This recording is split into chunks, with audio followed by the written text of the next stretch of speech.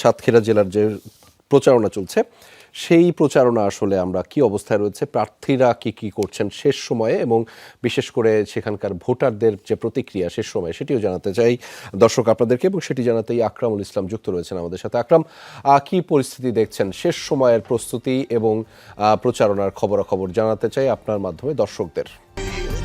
শেষ সময়ে সাতক্ষীরার 4টি আসনের যেসব প্রার্থীরা রয়েছেন তারা কিন্তু প্রচারণায় ব্যস্ত রয়েছে।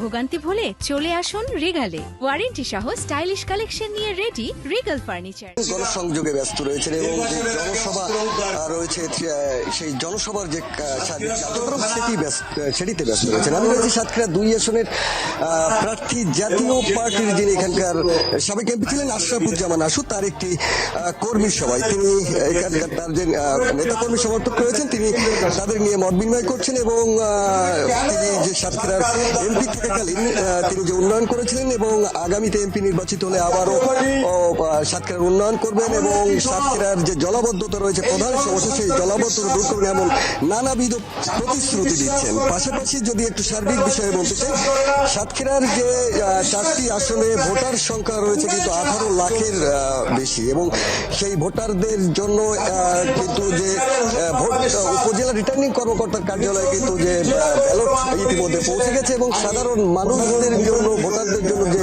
নিরাপত্তা এখানে সেনাবাহিনী, বিজিবি, পুলিশ এবং যে ম্যাজিস্ট্রেট রয়েছে সার্বিক যে নিরাপত্তা সেটির ব্যবস্থা নিয়েছেন এমনকি আমাদেরকে জানিয়েছেন জেলা রিটার্নিং কর্মকর্তা। এবং সাধারণ ভোটাররাও কিন্তু উন্মুখ হয়ে আছে 12 তারিখের যে গণভোট এবং যে সংসদ নির্বাচন সেটিতে অংশগ্রহণ করার জন্য এবং তাদের মতামত প্রদানের জন্য। রেজা।